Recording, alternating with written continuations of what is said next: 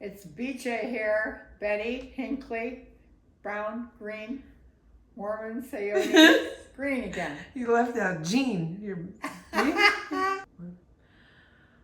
All right, tell us who you are, Pete Chuck. Hey, I'm not P-Check, but I'm Betty Green, BJ, and we did a video of my mom years ago, and we were so happy we did because we had her on video talking and joking, and we could see the real woman. And so Lacey decided that it would be a good time for me to be recorded for future use when I'm not here to argue with you. And so that's why we are going to do a little video, and hopefully it's not too long, and hopefully it'll be interesting. And that's what we're doing right now. So how old are you right now, and where are you? I'm 76 years old, and I'm in Oxnard, California. It's kind of a Dr. Seuss word. You can't say it without spitting. Oxnard. And we're living here in a nice apartment. Her and I are running all different places all the time, but this is our home base. And I'm just getting ready to head to Florida to spend a few months there because I have a lot of grandkids there and only one here, Kayan Booker, and he's 15. And anyway, we're going to go through a few questions and answers about my life and some of the things that have meant a lot to me. All right. What is your earliest childhood memory? My earliest memory as a little one was probably at the age of 1.5 when my mom and dad brought home my cute little sister from the hospital. In those days, they had the mom stay in the hospital for approximately 5 to 10 days. So of course I didn't have my mommy around and I was the baby. And my mother told me later that she told her husband, my dad, Hank, to be sure and hold the baby when she came in the door because Betty, the baby, was going to want her mommy to hold her because she hadn't seen her for so long.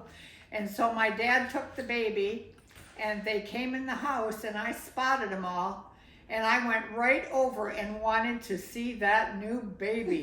I didn't even care about getting to see my mom at the time, and she actually felt kind of bad about that later. But I wanted to go touch that new little baby and see her and feel her. And I was so excited to have a little baby sister because I was the baby at the time.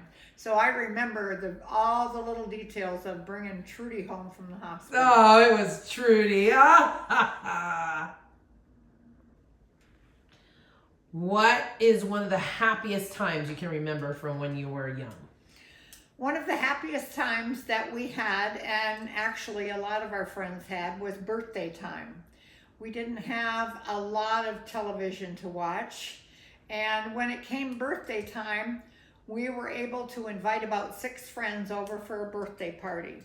And it wasn't just wearing jeans and t-shirts. Everybody got dressed up for a birthday party.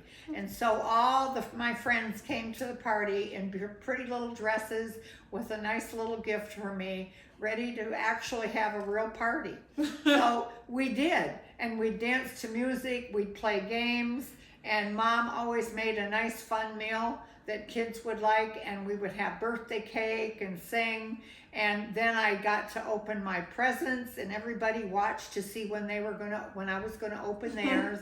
And it was a very fun time. And of course, we didn't even need to invite anyone because I had 7 sisters and we had enough for a party every time we had a birthday. And sometimes we would just all have our own birthday at the house with just the sisters. Nice. So that was really fun. That was a happy time. A good time for us at a birthday party. Now, would you say, and I would agree, and I'm sure Troy, Todd, and Tim would all agree, and all of your grandkids, that you did the same thing for all of us? Well, you do learn from what you've been through. Yes, I had a wonderful example. My mom was just absolutely amazing. In fact, we're pretty old now, but all of us are still wondering how she ever did what she did.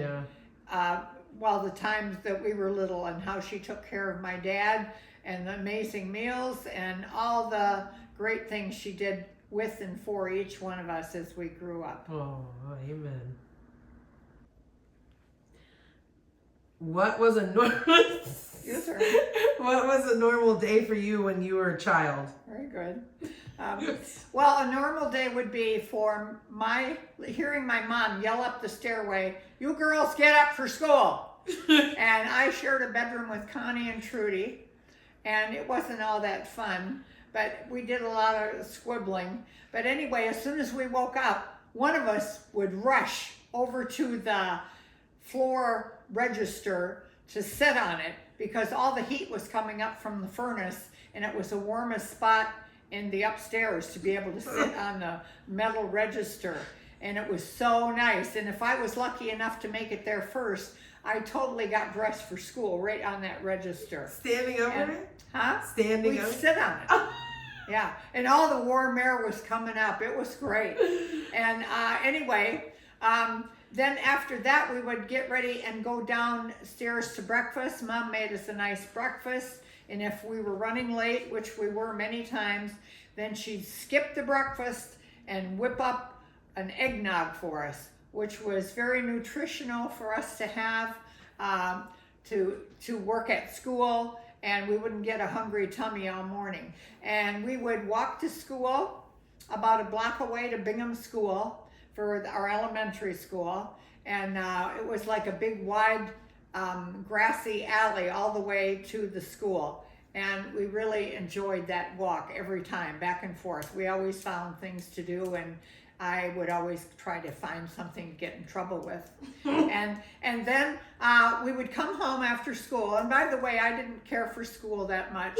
Only if they were teaching us something fun, then I liked it. But other than that, it was pretty boring, and I never really liked school that much.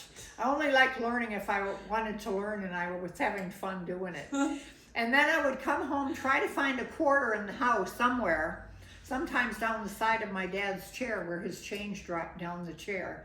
I would find a quarter, sneak on over to Sunnyside Market, where Elmer and Gwen were the owners of the store and loved each one of us.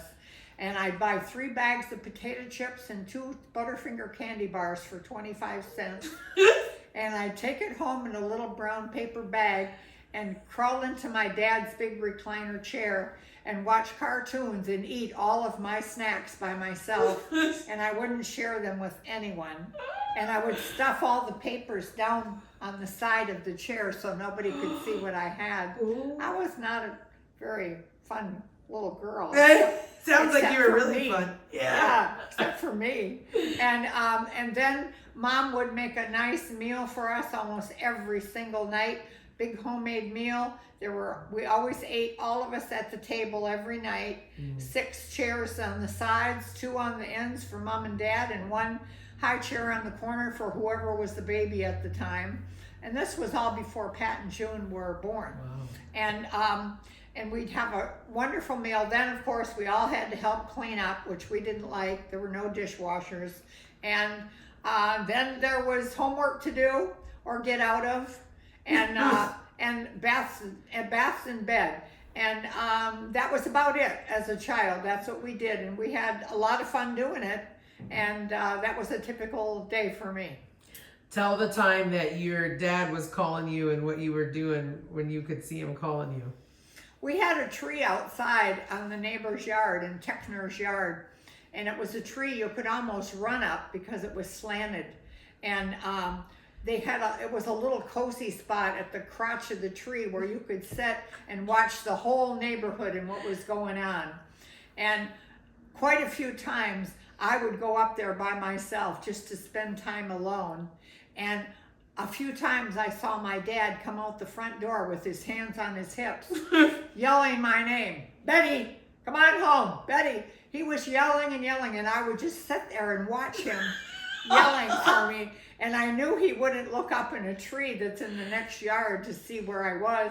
And I just enjoyed being very mischievous and watching him yell for me. And I never came down until I was good and ready. And then I could always tell him, gosh, I didn't know you were calling me.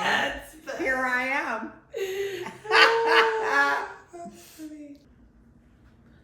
What is a sad memory for you as a child? Well, probably the saddest memory is when I was 5 years old. I was at home, of course, with all my siblings and my mom and dad, and somebody came running up to the house to tell my mother that one of the girls had been hit by a car. And everything was frantic then. My mother looked around to see what little ones were in the house, which were Betty and Trudy, and she couldn't figure out if a little one was out, she would think it would be them. Well, it was my 10-year-old sister, Billy Ann, who was in the middle of a football, can you stop? Yeah, just go. In the middle of a snowball fight. And they had snowballs they were taking across the street, her and my sister Shirley. And they were going to have a snowball fight with the neighbors, which was a very typical fun thing to do in Alpena, Michigan. And she stopped halfway across the road and froze in the road when a car approached. And it hit her, and she flew, I think it was about 20 feet in the air, and came down and hit her head on a curb, and didn't have a mark on her body, but because it hit her head, she never really regained consciousness. And it was a terrible time in our family's life. And when my mom and dad came in the front door after being at the hospital for hours, we were all on our knees around a big bed praying. And it was so sad. And we looked up, and my mom could hardly talk, and all she could say, well, she's gone. And that was the saddest time for our family. Aww. But man, did she get to live vicariously through all of you guys. Yeah, we wonder what she looked like sometimes. She was between Mary Lou and Shirley. Okay. And she was absolutely gorgeous. Her pictures when she was young, she looks like an angel. Oh, she is. Anyway, after that, my mom and dad decided to have 2 more kids. Why, I have no idea. But they had 2 more girls, of course. Yeah. Pat and June. We always called them the babies. Yeah. And they were little spoiled things. And they'd wear the same clothes like twins. And we had a lot of fun with them. And now that we're all older, they, of course, remind us how much older we are than them. What was one of the most frightening times of your life when you were little? Well, the main one that I can remember is when I was 10 years old. And every time we had a birthday, we got to go by ourselves with our mom and dad and no other siblings, and go to a restaurant of our choice and have a fun dinner for our birthday with our parents. It was so fun. Well, of course, it was my birthday, and I chose to go to Tubby's Restaurant, downtown Alpena. And of course, I wanted the normal cheeseburger, fries, and milkshake that all kids normally would get. And we had it, and we went home. But when I got home, a short time later, I started feeling ill. And I had some things going on, like I was vomiting, and my eyesight wasn't good, and just strange things happening. And my parents called the doctor and explained what was going on, and apparently he knew what it was. They told them to blindfold my eyes from the light, and I remember my dad picking me up and throwing me over his shoulder and taking me in the car to the hospital. Well, I ended up having hepatitis at the time, which is a yellow jaundice, it was called, a liver disease, where my skin turned pretty yellow. Even my eyeballs were yellow. Wow. And I was in the hospital for 1 month, and I almost died, and they had nurses with me around the clock. and it was pretty scary. Even though I was a kid, it was a real scary time. And when I finally got better and could come home after 1 month, I remember having to get a blood test every single week for about a year. I would imagine it was to test to see if everything was okay with my liver and my blood. But that was a real scary time, and my liver's fine now. I'm old and I don't have any trouble with my liver You at made all. it. You made And it. so that's what happened. I think it made me pretty immune from any liver disease after that. So that was a scary time. Jeez. Do you still eat cheeseburgers and milkshakes? Yeah. I'm glad I didn't know you were in there for a month. Do you remember being there and the nurses Yeah, I being remember around? some of the experiences in there, and it was scary. I remember standing in front of the bathroom sink in the bed in the room at the hospital and just crying, and I didn't even know why. So I remember a few things, and not every time I tried to eat anything, it would come right back up again. So it was scary for me and for my parents. Who was your best friend as a child, and tell us something that you used to do with them? Okay, my best friend was Laura Johnson. She lived about a block over, and we spent a lot of time together. And she would come over to my house a lot because she liked my house better than hers, because we had a lot of fun stuff going on all the time. And every night that she was over, my dad would yell up the steps, "Betty, come and eat. Laura, go home." And she would be so scared from his voice, and she'd run out the upstairs doorway and run all the way home, because he was had such a voice that was scary to kids. But it was so funny, because I don't remember her ever staying for dinner, because there was too many of us at the table now. And that's what he would say: "Laura, go home. Betty, come and eat." It was funny. So you have 8 sisters. Barbara, Mary Lou, Billy, Shirley, Connie, Betty, Trudy, Junie, and Patty. All right, tell us about one memory with your oldest sister, Mary Lou, or something you would want us to know. Mary Lou was a very unique, beautiful young lady when I came along. She was the ideal example for each one of us to look up to as the oldest sister. She was very prim and proper, always had her hair in big curlers, trying to look great for the day, always had her dresser cleared off with pretty little perfumes and jewelry, and she just always made everything nice. And we just loved her to pieces, and she always was kind of like a second mom to some of us. And the most proud moment we had is when my sister Mary Lou was crowned the Ice Empress of Alpena, Michigan. And we were so excited to hear her name on stage. And she was the beautiful Ice Empress of Alpena, Michigan. And that's when I think she was about 17 or 18. And we were just so proud of her. And she's always been just an amazing, wonderful Christian woman to look up to. And we all just love her to pieces.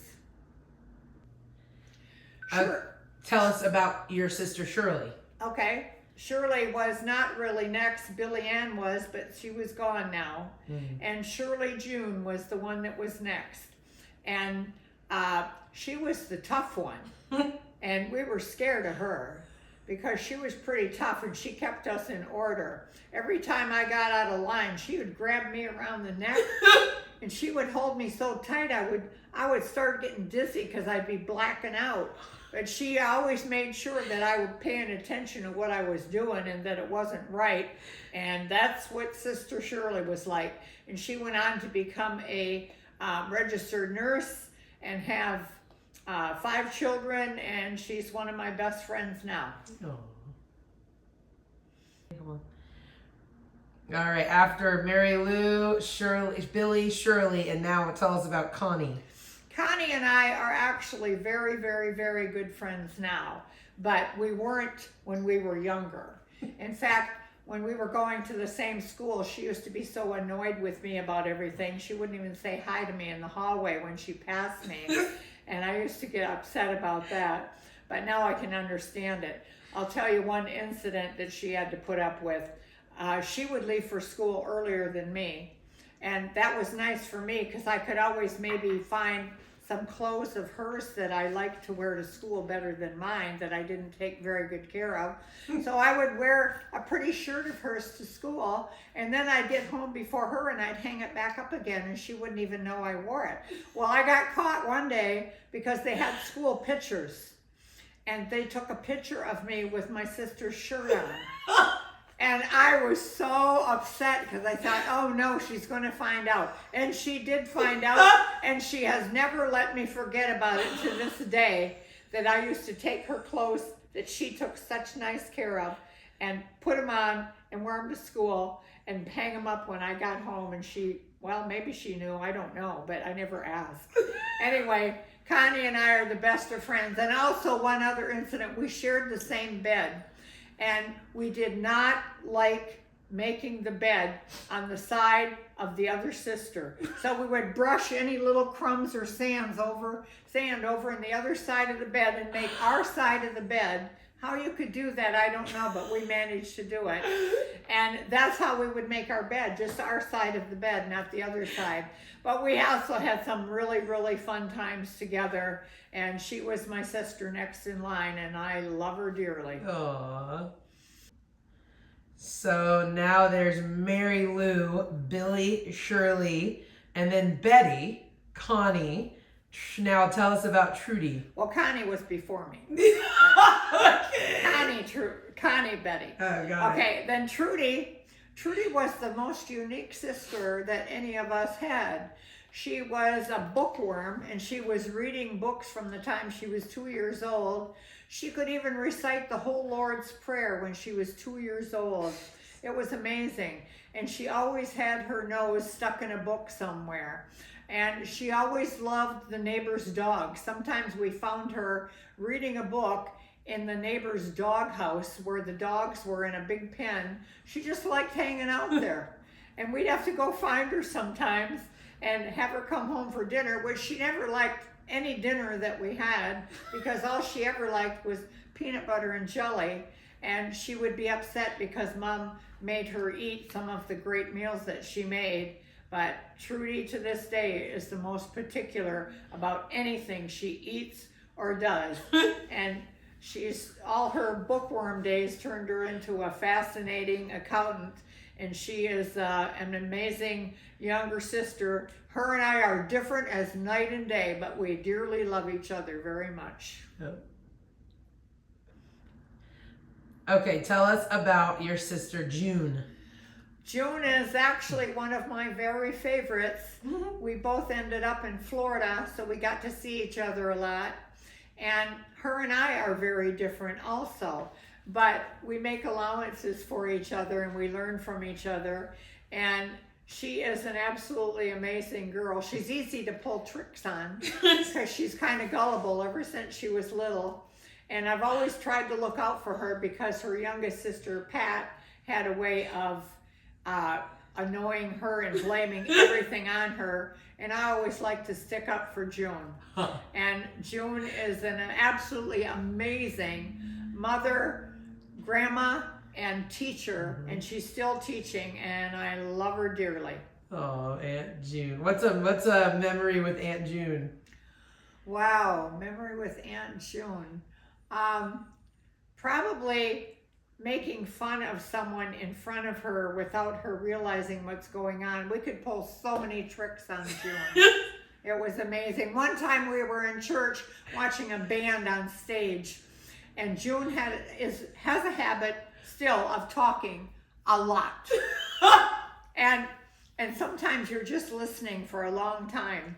And anyway, we were sitting in church, and there was this new band up there that they don't like to have too much drum noise coming out, so they had plastic walls around the drummer mainly to keep the noise down. And June was talking so much. And I said, June, you have to be quiet. And she said, Betty, just one more question. Why do they have that plastic wall around the drummer? And it was an opportunity. I'm sorry, I'm still me. And I looked at her and I said, because he bites. And June just looked at him a minute, and all of a sudden it dawned on her that I was just pulling her leg. And she just burst out laughing, and we interrupted everybody with laughing out loud in church. But she's fun to pull tricks on. Oh, Aunt June. She was my preschool teacher. Yeah. Okay, tell us about your sister Patty. Well, there would be a lot to tell, but we don't want to spend all our time talking about Patty, even though she would like that. And I'm sorry I said Patty, because she has now decided she only needs to be called Pat, not Patty. And Patty was the baby of the family. She still is. And she was the cutest little thing in the world. And she got her way a lot. And she was the only one in the family that was more clever at pulling tricks on people than me.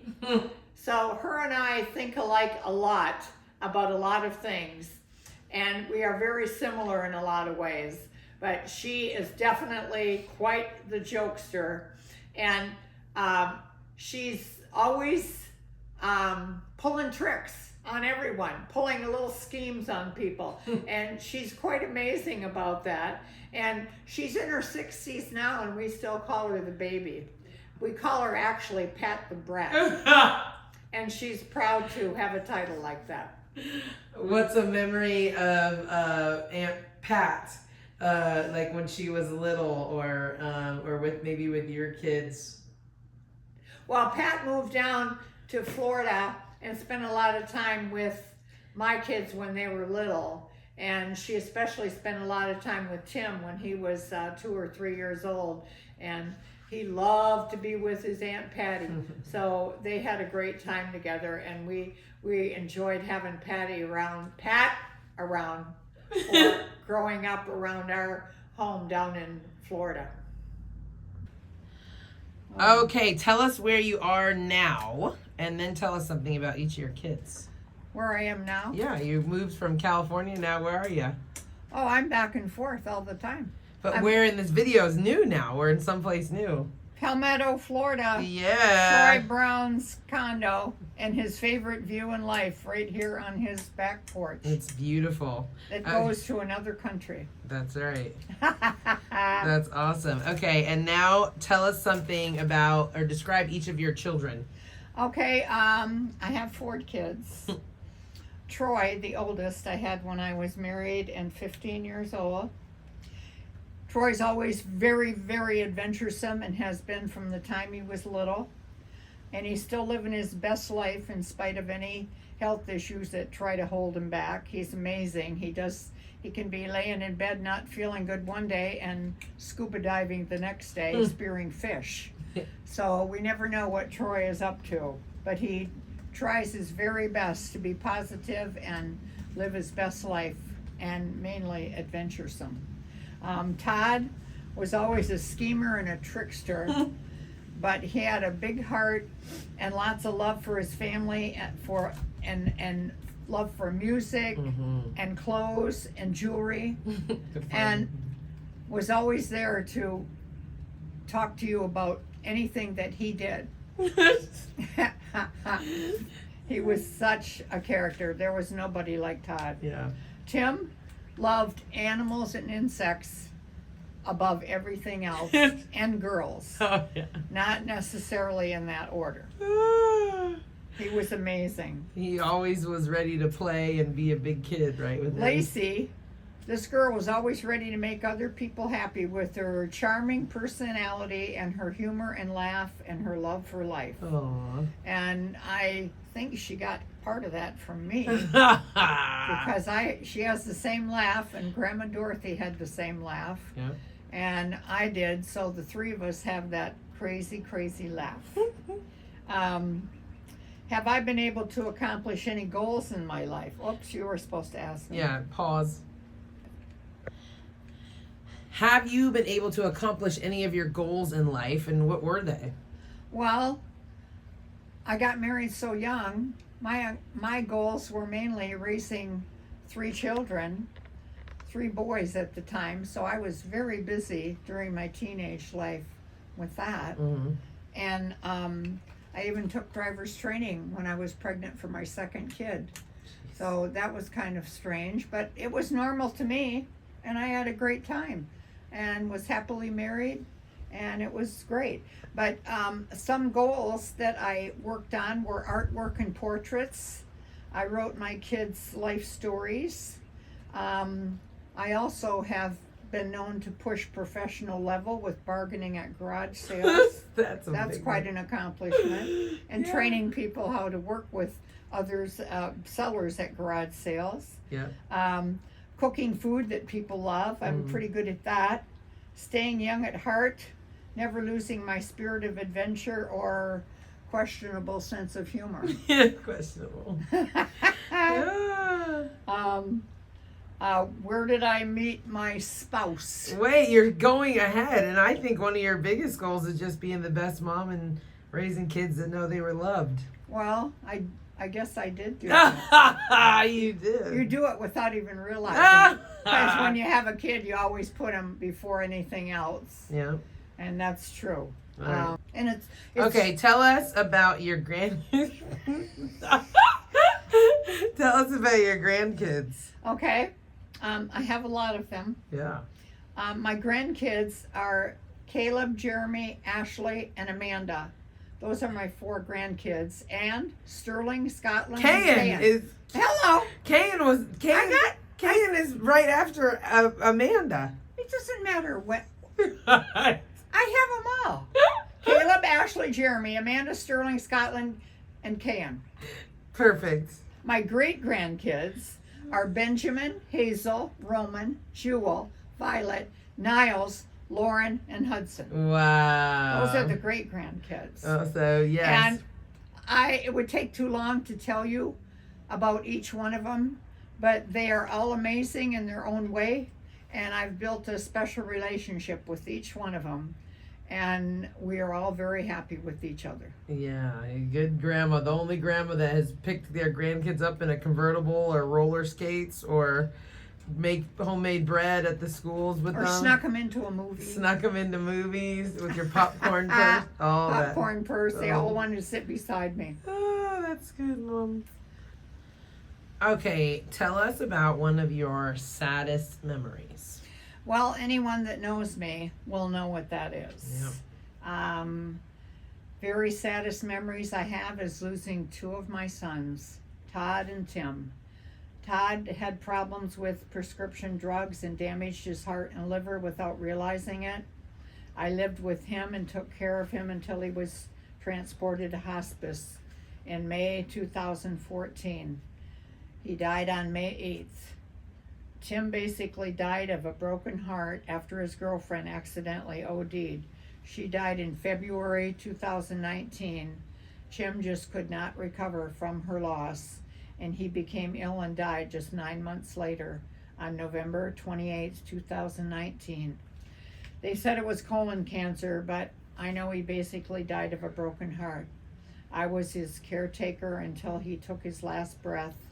His daughter Amanda helped me during the last month of Tim's life. I miss my boys every hour of every day, and I believe God's promise that there is a place called heaven where we will be reunited with our loved ones. I try my best every day to be as happy as I can on this earth, but my heart is set on eternity and the promise that I will see them again. That's the only time I know that the emptiness in my heart will be once again filled with love and happiness. And we try to remember all the fun, happy memories with Todd and Tim, which there are lots of. And we laugh a lot because of the things they did and the memories they left for us. So it's unbelievable that something like that can happen in life, and when your kids go before you do, but it definitely can happen, and none of their family will be the same again because of the loss of those 2 amazing guys. We're blessed to have all the fun memories that we do have, and amen that we'll see them again. Okay, what do you want people to remember about you? Well, they can remember anything they want. Probably the best experiences that I had with them is what they'll remember. And I did like to make things kind of funny, so probably they'll remember that. Mainly, I want them to remember my laugh and my humor, Yeah. and being a survivor for what I've been through, and also my cooking.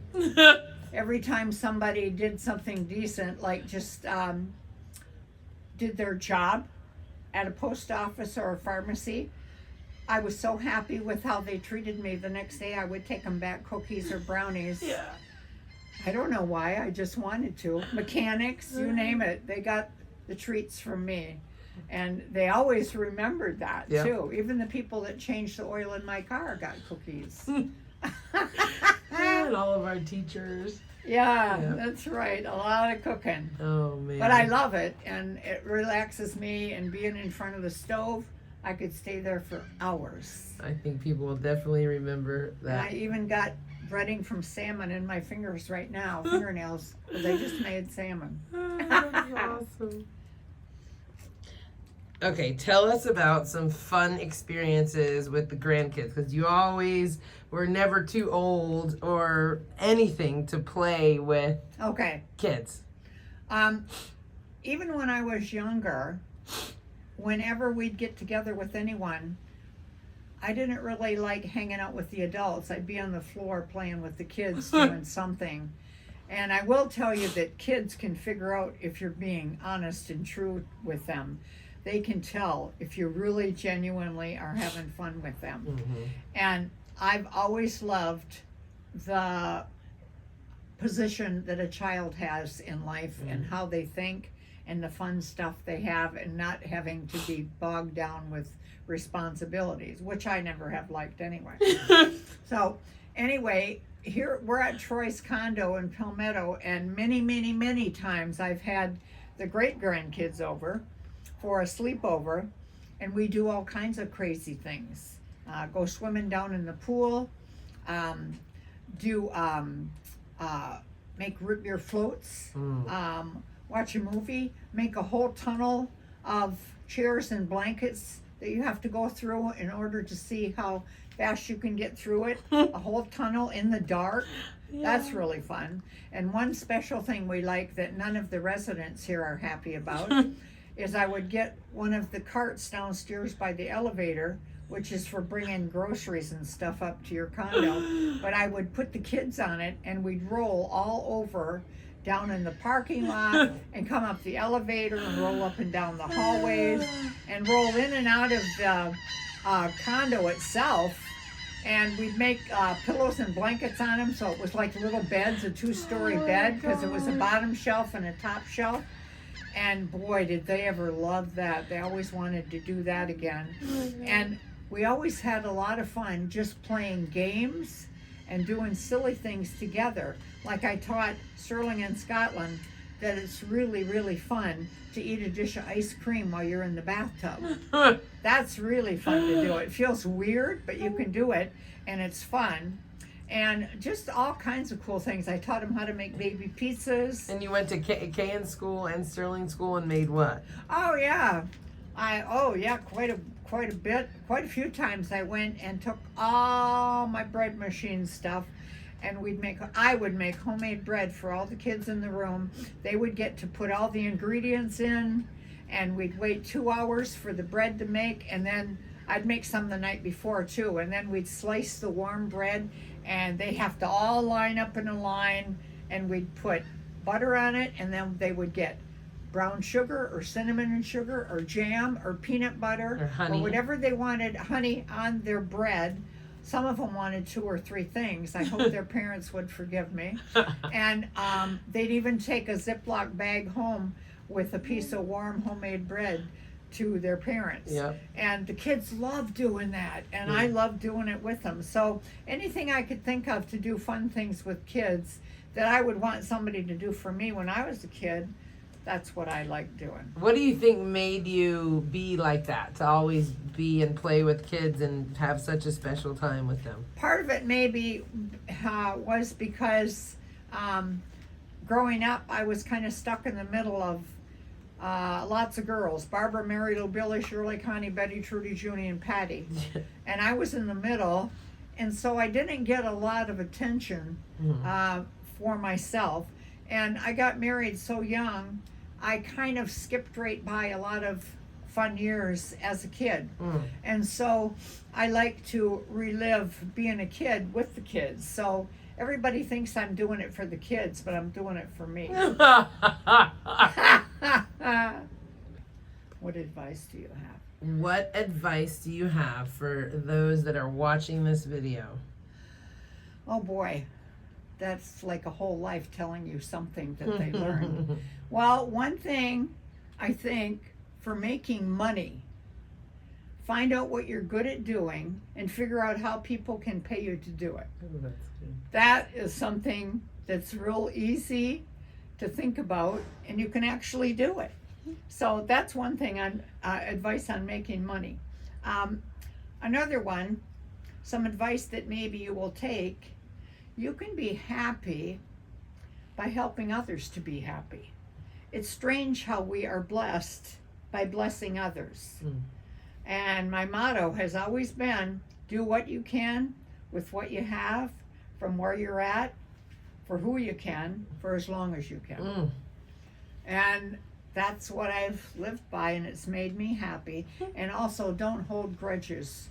Try to make things smooth between you and whoever you might have a grudge against, because it doesn't do you any good, and it doesn't do them any good, and it doesn't do life any good. Anyway, that's about it. Go have a happy life like I did. Love you. Love you.